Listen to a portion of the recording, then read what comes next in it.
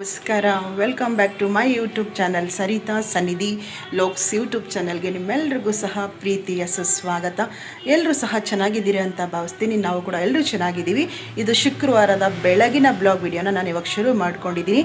ಮನೇಲಿ ಪೂಜೆ ಎಲ್ಲ ಮುಗಿಸಿ ಮತ್ತು ಅಮ್ಮನವ್ರಿಗೆ ಅಭಿಷೇಕಕ್ಕೆ ಚೀಟಿ ಮಾಡಿಸಿದೆ ಅಂತ ನಾನು ಓದ್ ವಿಡಿಯೋ ಬ್ಲಾಗಲ್ಲಿ ಹೇಳಿದ್ದೆ. ದೇವಸ್ಥಾನಕ್ಕೂ ಸಹ ಹೋಗಿ ಬಂದಾಯಿತು. ಬಂದು ತಿಂಡಿಗೆ ರೆಡಿ ಮಾಡೋಣ ಅಂತ ಹೇಳಿ ಅಡುಗೆ ಮನೆಗೆ ಬಂದಿದ್ದೀನಿ. ಇಡ್ಲಿಗೆ ರುಬ್ಬಿಟ್ಟಿದ್ದೀನಿ.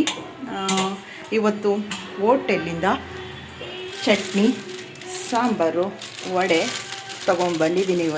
ಇದೇ ಸ್ಪೆಷಲ್. ಇವತ್ತು ಅಮ್ಮೋಗಿಗೆ ಮಾತ್ರ ಸಿಹಿ ಚಟ್ನಿ ಬೇಕು ಇಡ್ಲಿಗೆ ಅಂತ ಹೇಳಿದ್ದಾನೆ. ಇಡ್ಲಿ ತಿನ್ನೋದೇ ಅಪರೂಪ.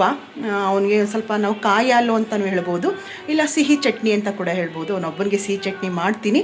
ಇವಾಗ ವಡೆ ತೊಗೊಬಂದಿದ್ದೀನಿ. ಉದ್ದಿನ ವಡೆಗೆ ಸಾಂಬಾರು, ಚಟ್ನಿ ಎಲ್ಲ ಬಂದಿದೆ, ಸಾಕಾಗುತ್ತೆ. ಇವಾಗ ಇಡ್ಲಿ ಮಾತ್ರ ಬಿಟ್ಟಿಡೋಣ. ಇವಾಗ ಇಲ್ಲಿ ಇಡ್ಲಿ ಪಾತ್ರೆಗೆ ನೀರು ಸಹ ಕಾಯ್ಲಿಕ್ಕೆ ಇಟ್ಟಿದ್ದೀನಿ.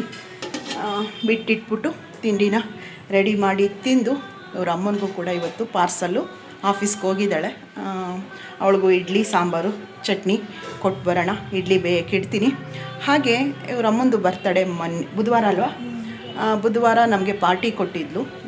ನಾನ್ ವೆಜ್ಜು ಹೋಟೆಲಲ್ಲಿ ನಾನ್ ವೆಜ್ ಊಟ ಕೊಡಿಸಿದ್ದು. ಅದು ಒಂದಿಷ್ಟು ಕ್ಲಿಪ್ಪಿಂಗ್ಸ್ಗಳಿದೆ, ಈ ವಿಡಿಯೋ ಮುಂದೆ ಹಾಕ್ತೀನಿ ನೋಡಿ. ಹಾಗೂ ಬನ್ನಿ, ಈಗ ಇಡ್ಲಿನ ಬಿಟ್ಟಿಡ್ತೀನಿ. ಬ್ಯಾಕ್ ಕ್ಯಾಮ್ರಾದಿಂದ ತೋರಿಸ್ತಾ ಹಾಗೆ ಮಾತಾಡ್ತಾ ಹೋಗೋಣ. ನನ್ನ ಡೈಲಿ ಬ್ಲಾಗ್ ವಿಡಿಯೋ ನಿಮ್ಮೆಲ್ರಿಗೂ ಸಹ ಇಷ್ಟ ಆಗ್ತಾ ಇದೆ ಅಂತ ಅಂದ್ಕೊಳ್ತೀನಿ. ಇಷ್ಟ ಆದರೆ ಲೈಕ್ ಕೊಡೋದನ್ನು ಮರಿಬೇಡಿ. ಹೊಸದಾಗಿ ಚಾನಲ್ಗೆ ಬಂದಿರುವಂಥವರು ಚಾನಲ್ನ ಸಬ್ಸ್ಕ್ರೈಬ್ ಮಾಡಿಕೊಂಡು ಸಪೋರ್ಟ್ ಮಾಡಿ. ಹಾಗೂ ಹೈಪ್ ಅನ್ನುವಂಥ ಒಂದು ಪಾಯಿಂಟ್ ಕೊಡ್ಬೋದು ನೀವು, ಅದು ಕೊಟ್ಟು ನನ್ನ ಚಾನಲ್ಗೆ ನೀವು ಸಪೋರ್ಟ್ ಮಾಡಿ, ಆಯಿತಾ? ಬನ್ನಿ, ಬ್ಯಾಕ್ ಕ್ಯಾಮ್ರಾದಿಂದ ತೋರಿಸೋಣ. ಹಸಿ ಕೂದಲು ದುರ್ಗ. ಎಣ್ಣೆ ನಾನು ಶಾಂಪು ಹಾಕಲಿಲ್ಲ ಇವತ್ತು. ಎಣ್ಣೆ ಥರ ಅನ್ನಿಸ್ತಾಯ್ತಾ? ಹಸಿ ಸ್ವಲ್ಪ ಅಲ್ವಾ? ಬನ್ನಿ, ಇವಾಗ ಹೋಟೆಲಿಂದ ಸಾಂಬಾರು, ಚಟ್ನಿ, ಉದ್ದಿನ ವಡೆ ತಂದಿರೋದನ್ನು ಸಪ್ರೇಟ್ ಮಾಡೋಣ. ಅಂದರೆ ಸಾಂಬಾರನ್ನ ಒಂದು ಪಾತ್ರೆಗೆ ಹಾಕಿ ಬಿಸಿ ಮಾಡೋಕ್ಕೆ ಇಡ್ತೀನಿ. ಚಟ್ನಿನ ಕವರಿಂದ ತೆಗೆದು ಒಂದು ಬೌಲ್ಗೆ ಹಾಕಿ ಇಡ್ಲಿ ಸಹ ಬಿಟ್ಟಿಡ್ತೀನಿ. ಇಡ್ಲಿ ತುಂಬ ದಿನ ಆಗೋಗಿದೆ, ಇಡ್ಲಿ ಮಾಡಿಲ್ಲ. ಒಂದು ಸಲ ಅವಲಕ್ಕಿ ಇಡ್ಲಿ ಅಂತ ಮಾಡಿದ್ದೆ, ಗೊತ್ತಿದೆಯಲ್ವ ನಿಮಗೆ, ತೋರಿಸಿದ್ದೆ. ಅವತ್ತು ಮಾಡಿರೋದು ಆಯ್ತಲ್ವ, ಒಂದು ತಿಂಗಳು ದಿಗಂತ ಬಂದಾಗ ಮಾಡಿದ್ದು. ಅವತ್ತು ದಿಢೀರಂತ ಅವಲಕ್ಕಿಯಿಂದ ಇಡ್ಲಿ ಮಾಡಬಹುದು, ಕೆಂಪು ಚಟ್ನಿ ಒಂದಿಗೆ ಒಂದು ರೆಸಿಪಿ ನಿಮಗೆ ತೋರಿಸಿದೆ ಅಲ್ವಾ. ಅವತ್ತು ನಮ್ಮನೆ ಇಡ್ಲಿ ಮಾಡಿರೋದು. ಇಡ್ಲಿ ಮಾಡೇ ಇಲ್ಲ. ನನಗೆ ಫೇವ್ರೇಟು ಇಡ್ಲಿ. ಅದಕ್ಕೋಸ್ಕರ ಇಡ್ಲಿಗೆ ಅಮ್ಮೊಬ್ಬಗೆ ಪೂಸಿ ಹೊಡೆದಿದ್ದೀನಿ. ಮಗನೇ ಸಿಹಿ ಚಟ್ನಿ ಮಾಡಿಕೊಡ್ತೀನಿ, ಇಡ್ಲಿ ತಿನ್ನು ಅಂತ ಹೇಳಿ. ದೊಡ್ಡವನು ನನಗೆ ಬೇಡ ಇಡ್ಲಿ ಅಂತ, ತಿನ್ನೋ ಚಟ್ನಿ ಎಲ್ಲ ಮಾಡ್ತೀನಿ, ಸಾಂಬಾರು ಎಲ್ಲ ತರ್ತೀನಿ ಅಂತ ಹೇಳಿದ್ದೆ ರಾತ್ರಿಯೇ. ಹೆಂಗಾದರೂ ಮಾಡಿ ಒಂದು 2 ಇಡ್ಲಿ ತಿನ್ಸೋಕ್ಕೆ ಪ್ರಯತ್ನ ಅಂತೂ ಪಡ್ತೀನಿ. ನಮಗೆ ಫೇವ್ರೇಟು ಇಡ್ಲಿ ಚಟ್ನಿ ಅಂದರೆ ಸಾಂಬಾರ್ಗಿಂತನೂ ಸಹ ಬಿಸಿ ಬಿಸಿ ಇಡ್ಲಿ ಜೊತೆಗೆ ಚಟ್ನಿ ಇದ್ರಂತೂ ಸೂಪರ್. ಏನಂತಿದ್ದುರ್ಗ, ನಿನಗೂ ಇಷ್ಟನಾ ಇಡ್ಲಿ? ಬನ್ನಿ, ಇಡ್ಲಿನ ಬಿಟ್ಟಿಡ್ತೀನಿ. ಹಾಗೆ ಮಾತಾಡ್ತಾ ನಿಮ್ಮ ಜೊತೆ ಬ್ಯಾಕ್ ಕ್ಯಾಮ್ರಾದಿಂದ ತೋರಿಸ್ತಾ ಮಾತಾಡೋಣ. ಬನ್ನಿ. ಸಾಂಬಾರು ಪರವಾಗಿಲ್ಲಲ್ಲ, ನೋಡೋಣ. 3 ಪಟ್ನ ಇದೆ, ಜಾಸ್ತಿನೇ ಹಾಕ್ಕೊಡ್ತೀನಿ. ಪಾತ್ರೆಗೆ ಹಾಕೋಣ ಫಸ್ಟು. ಪ್ಲಾಸ್ಟಿಕಲ್ಲಿ ಇಡಬಾರ್ದು ಜಾಸ್ತಿ ಸಮಯ, ಪಾತ್ರೆಗೆ ಇಟ್ಬಿಡೋಣ. ಈ ಬೇಜಾನ್ ಇಷ್ಟೊಂದು ಸಾಂಬಾರು ಇದೆ, ಆಗುತ್ತೆ. ಮಧ್ಯಾಹ್ನಕ್ಕೂ ಆಗುತ್ತೆ ಬೇಕು ಅಂದರೆ. ಚೆನ್ನಾಗಿರುತ್ತೆ ಆ ಹೋಟೆಲಲ್ಲಿ. ನೋಡಿ ನೋಡಿ ಏನು ಕಾಣಿಸ್ತಾ ಇದೆ, ಚೆನ್ನಾಗಿ ಘಮ ಘಮ ಅಂತ ಇದೆ ಸಾಂಬಾರು. ನೀನು ಹೋಟ್ಲದೇನೋ ಒಂಥರ ಸ್ಪೆಷಲ್. ಘಮ ಅಂತ ಪೌಡ್ರು ಮಾಡ್ಕೋತಾರಲ್ಲ, ಸಾಂಬಾರು ಪೌಡ್ರು, ಅದೇನೋ ಒಂಥರ ಭಟ್ರು ಮಾಡೋದಲ್ವಾ.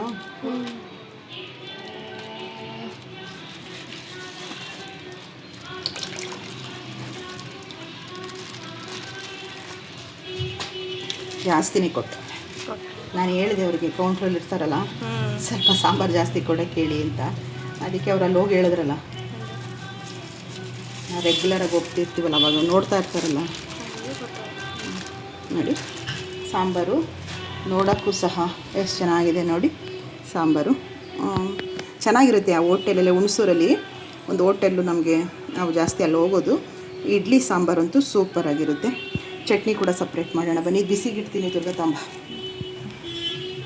ಸ್ವಲ್ಪ ಬಿಸಿ ಮಾಡಿ ಇಟ್ಬಿಡೋಣ, ಯಾಕೆ ಅಂದರೆ ಹೋಟ್ಲು ಸಾಂಬಾರಲ್ವ, ಒಂದು ಕುದಿಸ್ಬಿಟ್ರೆ ಸರಿ ಇರುತ್ತೆ. ಚಟ್ನಿ ಸಪ್ರೇಟ್ ಮಾಡೋಣ. ನೋಡಿ ಚಟ್ನಿ ಸಹ ಹೆಚ್ಚಿಗೆ ಸಹ ಕೊಟ್ಟಿದ್ದಾರೆ. ಗಟ್ಟಿ ಚಟ್ನಿ ಸ್ವಲ್ಪ ಕಟ್ಟಿದ್ದಾರೆ ನೋಡಿ, ಗಟ್ಟಿ ಚಟ್ನಿ ಇದು.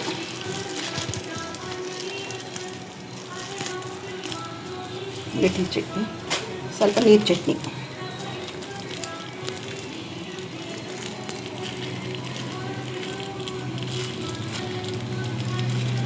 ಬಿಚ್ಚಬೇಕು ಅಂದರೆ ಹಿಂಸೆ ನನಗೆ ಯಾವಾಗಲೂ.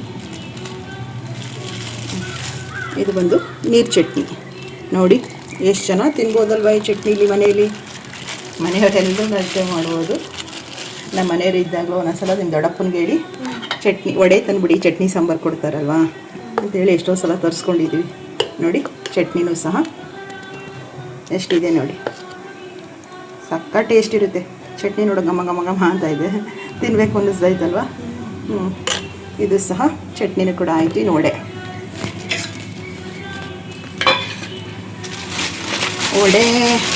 ಸ್ವಲ್ಪ ಕಾಸ್ಟ್ಲಿ ಇದೆ ಅಲ್ಲಿ. ಒಂದು ವಡೆ ಬಂದು 25 ರೂಪಾಯಿ.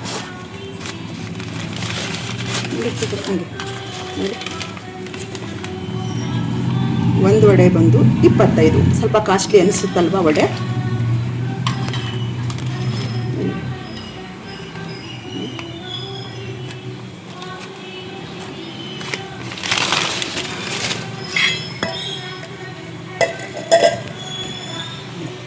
ಚಟ್ನಿ ವಡೆ ಆಯಿತು.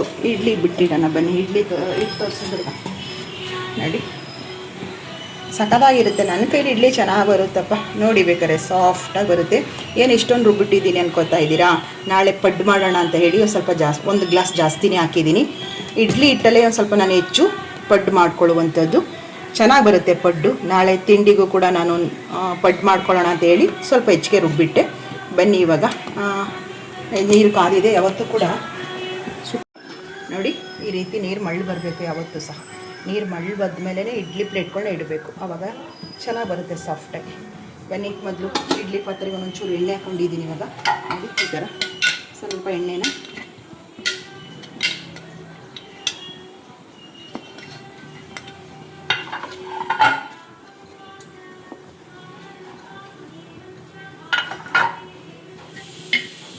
ಸ್ವಲ್ಪ ನೀರು ತೊಳೆದ್ನಲ್ಲ,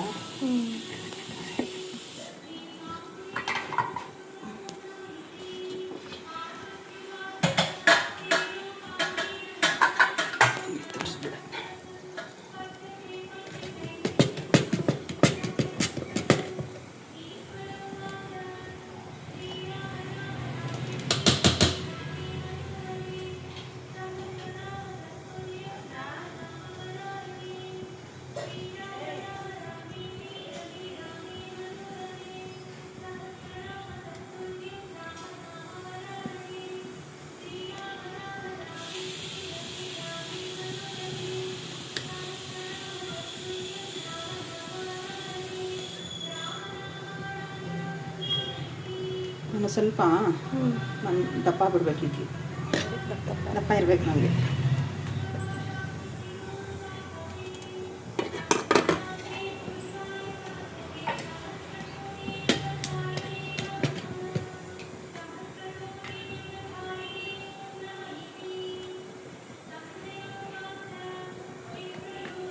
ನಮ್ಮ ಇಡ್ಲಿ ತೊಳ್ತಾನೆ ಹೋಗ್ಲಿ. ದೋಸೆ ಇಷ್ಟ ಆಗಲ್ಲ, ದೋಸೆ ಗಟ್ಟಿಯಾಗ್ಬಿಡುತ್ತೆ ಅಂತ ತೊಗೊಂಡೋಗಲ್ಲ ಬಾಕ್ಸ್ಗೆ. ಇಡ್ಲಿ ತೊಳಿತಾರೆ. ಭಾನುವಾರ ಟೈಮ್ ಮಾಡ್ತಾರೆ ಅಷ್ಟೇ.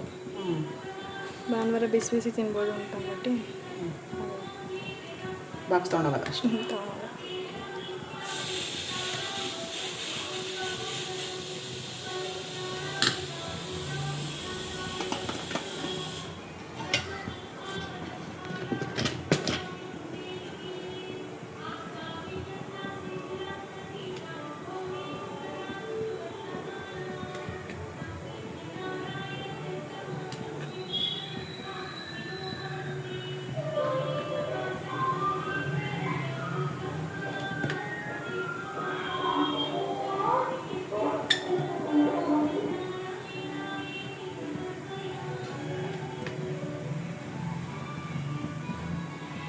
ಗ್ಯಾಸ್ ಮಾಡಿಸ್ತಾ ಇದ್ದೀನಿ ಸ್ವಲ್ಪ. ನೋಡಿ ಇವಾಗ ಕ್ಯಾಪ್ ಮುಚ್ಚೋಣ. ಇಡ್ಲಿ ಬೇಲಿ ಸಾಂಬಾರು ಕೂಡ ಕುದೀತಾ ಇದೆ.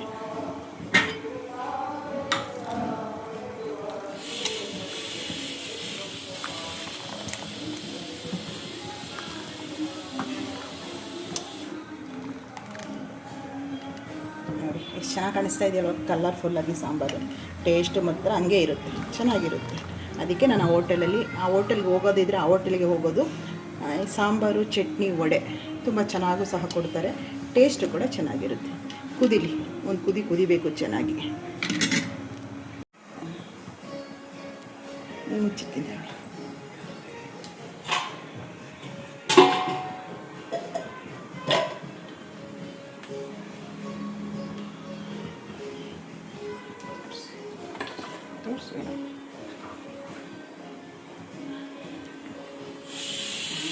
ಈಗ ಇಡ್ಲಿ ಒಂದು ಕಡೆ ಬೇಯಕ್ಕಿಟ್ಟಿದ್ದೀನಿ, ಒಂದು ಕಡೆ ಸಾಂಬಾರು ಸಹ ಕುದಿಯೋದಕ್ಕೆ ಇಟ್ಟಿದ್ದೀನಿ.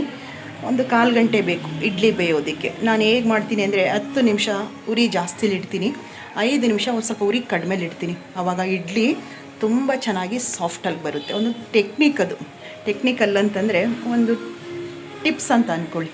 ಯಾವಾಗಲೂ ಸಹ ಉರಿ 10 ನಿಮಿಷ ಜಾಸ್ತಿ ಇಟ್ಟು ಒಂದು ಲಾಸ್ಟಲ್ಲಿ ಇನ್ನೇನೋ ತೆಗಿಬೇಕು ಅಂದಾಗ ಉರಿ ಕಡಿಮೆಲಿಡಿ, 5 ನಿಮಿಷ ಬೇಯೋ ಥರ ನೋಡ್ಕೊಳ್ಳಿ. ಇಡ್ಲಿ ತುಂಬ ಸಾಫ್ಟಾಗಿ ಬರುತ್ತೆ.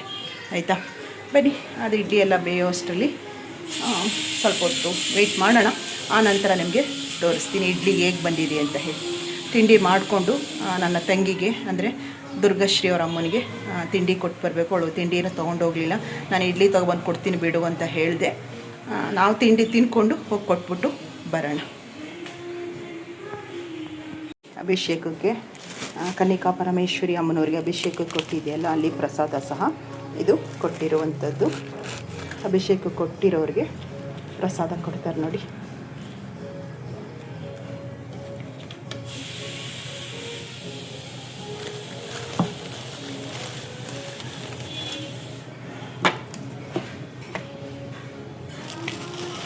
ಮತ್ತು ಪಂಚಾಮೃತ, ಮಕ್ಕಳು ಬಂದಿರಲಿಲ್ವಲ್ಲ ಅವ್ರಿಗೆ ಪಂಚಾಮೃತನ ತೊಗೊಂಡು ಬಂದೆ.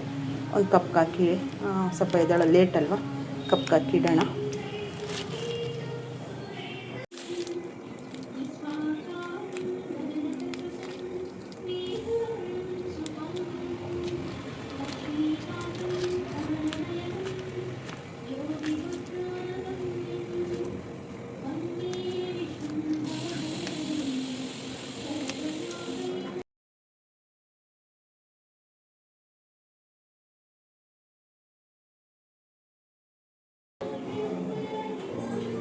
ಒಂದು ತೃಪ್ತಿ ಅನಿಸುತ್ತೆ.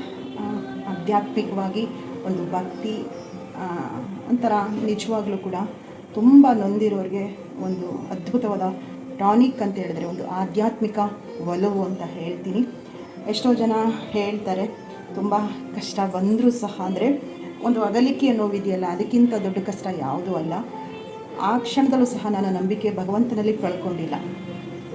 ನಾನು ಪ್ರತಿ ಬಾರಿನೂ ಸಹ ಹೇಳಿರೋ ಹಾಗೆ ವಿಧಿ, ಹಣೆ ಬರಹ, ವಿಧಿಯ ಲಿಖಿತಕ್ಕೆ ನಾವು ತಲೆ ಬಾಗಲೇಬೇಕಲ್ವ. ಅದಾದ ನಂತರ ನಮ್ಮ ಜೀವನ ಹೇಗಿರುತ್ತೋ ನಮ್ಮ ಭಗವಂತನಿಗೆ ಅಂದರೆ ವಿಷ್ಣುವಿಗೆ ಗರುಡ ಕೇಳ್ತಾರಂತೆ ಒಂದು ಮಾತನ್ನು.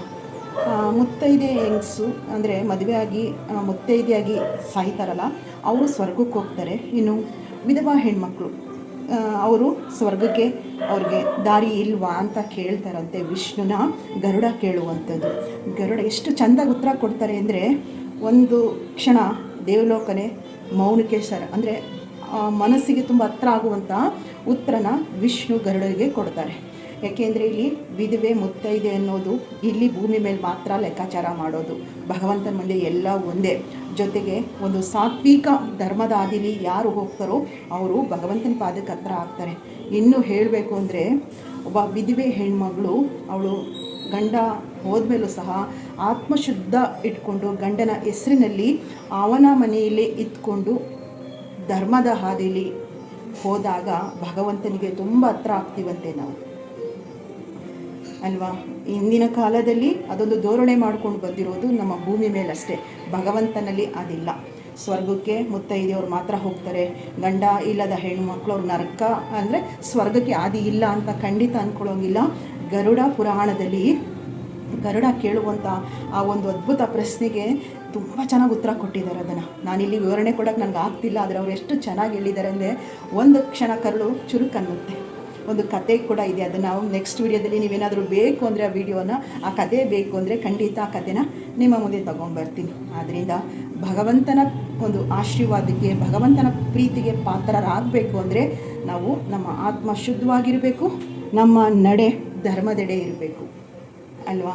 ಆದ್ದರಿಂದ ಭಗವಂತನ ಆರಾಧನೆ ಒಂದು ಅದ್ಭುತ ಶಕ್ತಿನ ನಮಗೆ ತಂದುಕೊಡುತ್ತೆ ಅನ್ನೋದರಲ್ಲಿ ಎರಡು ಮಾತಿಲ್ಲ. ಏನಂತೀರಿ ಅಲ್ವಾ? ಬನ್ನಿ, ಇಡ್ಲಿ ಬೆಂದಾಗಿದೆ ನೋಡ್ಕೊಳ್ಳೋಣ. ಪಂಚಾಮೃತ ಫ್ರಿಜ್ಗೆ ಇಡ್ತೀನಿ. ಮಕ್ಕಳಿಬ್ಬರು ಸಹ ಎದ್ದೇಳೋದು ಲೇಟ್ ಅಲ್ವಾ, ಈಗ ಬಿಸಿಲಿಗೆ ಸ್ವಲ್ಪ ಒಡೆದೋದಂಗೆ ಆಗ್ಬಿಡುತ್ತೆ. ಫ್ರಿಜ್ಗೆ ಇಡ್ತೀನಿ. ಆಮೇಲೆ ಇಬ್ಬರಿಗೂ ಸಹ ಸ್ನಾನ ಮಾಡ್ಕೊಬಂದಮೇಲೆ ಕೊಡೋಣ.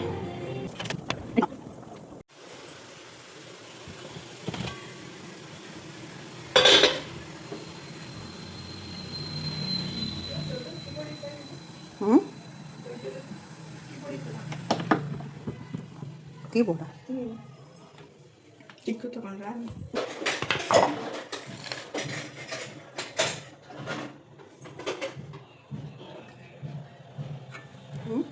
ಒಂದು ಕಪ್ಪ ನೀರು ತಗೋ. ನೋಡಿ, ಇವಾಗ ಬಿಸಿ ಸ್ವಲ್ಪ ಕಡಿಮೆ ಆದಮೇಲೆ ಆ ಸ್ಪೂನಿಂದ ಇಡ್ಲಿ ತೆಗಿಬೇಕು. ಅವು ಚೆನ್ನಾಗಿ ಬರುತ್ತೆ ತೆಗಿಬೇಕಾದರೂ ಸಹ. ಈಗ ದುರ್ಗಾಶ್ರೀಗೆ ತಿಂಡಿ ಹಾಕ್ಕೊಡ್ತಾ ಇದ್ದೀನಿ. ನಾನು ಕೂಡ ತಿಂಡಿ ತಿಂದ್ಕೊಳ್ತೀನಿ. ಆಲ್ರೆಡಿ ಸಮಯ ಆಗಿತ್ತು. ಬಿಸಿ ಬಿಸಿ ಇದ್ದಾಗಲೇ ಚೆನ್ನಾಗಿರುತ್ತೆ ಇಡ್ಲಿ ಒಟ್ಟಿಗೆ, ಚಟ್ನಿ ಸಾಂಬಾರು ಒಟ್ಟಿಗೆ. ಸಿಹಿ ಚಟ್ನಿ ಮಾಡಿಲ್ಲ, ಕರೆಂಟ್ ಹೋಗಿತ್ತು.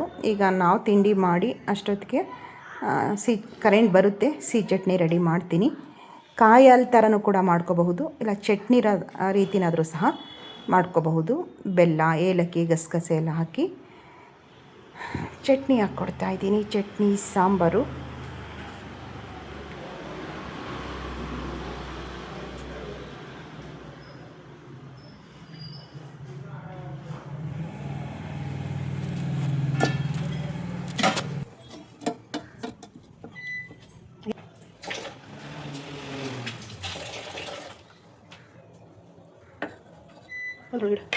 ಮಾಡ್ತೀನಿ.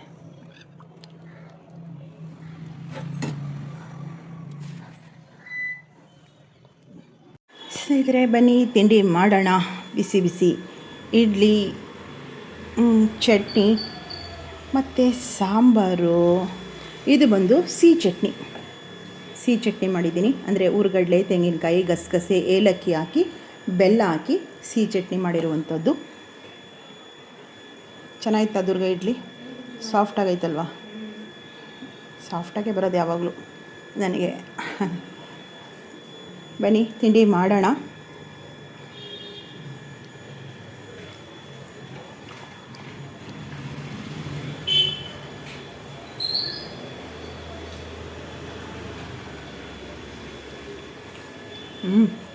ಸಖತ್ತಾಯ್ತು ಸಾಂಬಾರು.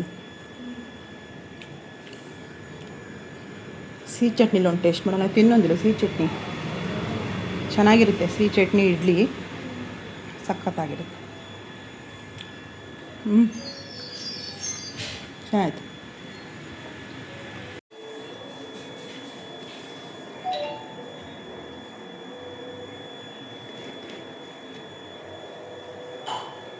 ನನ್ನ ಪ್ರಕಾರ ಚಟ್ನಿ ಒಂಚೂರು ಉಪ್ಪು ಅನ್ನಿಸ್ತಾವೆ. ಚಟ್ನಿ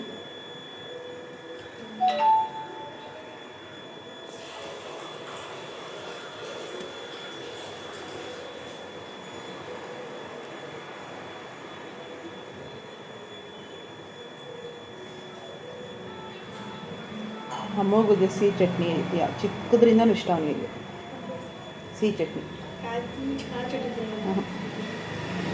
ಇಡ್ಲಿಗೆ ಸಿಹಿ ಚಟ್ನಿ, ದೋಸೆಗೂ ಚೆನ್ನಾಗಿರ್ತದೆ ಸಿಹಿ ಚಟ್ನಿ, ಇಡ್ಲಿಗೆ ಜಾಸ್ತಿ.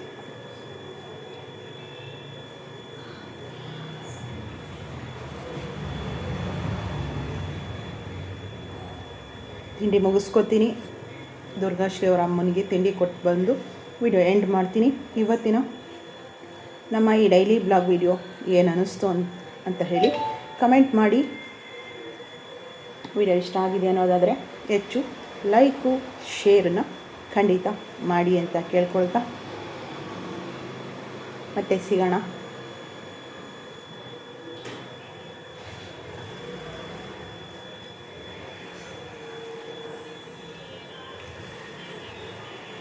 ನಂಗೆ ಸಿಹಿ ಚಟ್ನಿನೇ ಇಷ್ಟ ಆಯ್ತು ಅಲ್ಲದಿಲ್ಲ. ಸಿಹಿ ಚಟ್ನಿ ಒಬ್ಬಟ್ಟು ದೂರ್ಣ ಬರುತ್ತೆ ಗೊತ್ತಾ, ಆ ಥರ ಟೇಸ್ಟ್ ಕೊಡುತ್ತೆ.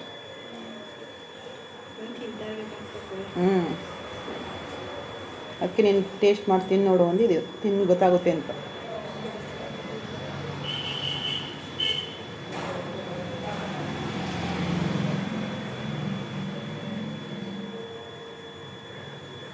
ಇಲ್ಲಿ ತುಂಬ ಚೆನ್ನಾಗಿ ಸಾಫ್ಟಾಗಿ ಬಂದೈತೆ. ಹೋಗಿ ಬರೋಣ, ತಿಂಡಿ ಮುಗಿಸ್ತೀನಿ, ತಿಂಡಿ ಮುಗಿಸಿ ಹೋಗಿ ಬರ್ತೀನಿ. ಇವತ್ತು ನೋಡ್ಕೊಳ್ತೀನಿ, ಅವತ್ತು ಹೋಟೆಲ್ಗೆ ಹೋಗಿದ್ದು ವಿಡಿಯೋ ಹಾಕ್ಬೋದಾ ಏನು ಎಡಿಟಿಂಗ್ ಮಾಡುವಾಗ ನೋಡಿಕೊಂಡು, ಆದರೆ ಹಾಕ್ತೀನಿ, ಇಲ್ಲಾಂದರೆ ಇವತ್ತಿನ ಇಷ್ಟು ವಿಡಿಯೋನ ಅಪ್ಲೋಡ್ ಅಂತೂ ಖಂಡಿತ ಮಾಡ್ತೀನಿ. ಆಯಿತಾ? ವಿಡಿಯೋ ಪೂರ್ತಿ ನೋಡಿ ಲೈಕನ್ನ ಕೊಡೋದನ್ನು ಮರಿಬೇಡಿ. ಆಯಿತಾ? ಅವ್ರ ಆಫೀಸ್ ಹತ್ರ ಹೋಗಿ ಬರೋದು ಕೂಡ ಒಂದು ಕ್ಲಿಪ್ಪಿಂಗ್ಸ್ನ ನಿಮ್ಮ ಮುಂದೆ ಶೇರ್ ಮಾಡ್ತೀನಿ. ಆಯಿತಾ? ಬರಲಾ? ಅವ್ರ ಆಫೀಸ್ಗೆ, ಅವ್ರ ಅಮ್ಮನ ಆಫೀಸ್ಗೆ ಜಶ್ವಂತನೇ ಕಳಿಸ್ತಾ ಇದ್ದೀವಿ ಬಾಕ್ಸ್ ಹಾಕಿ.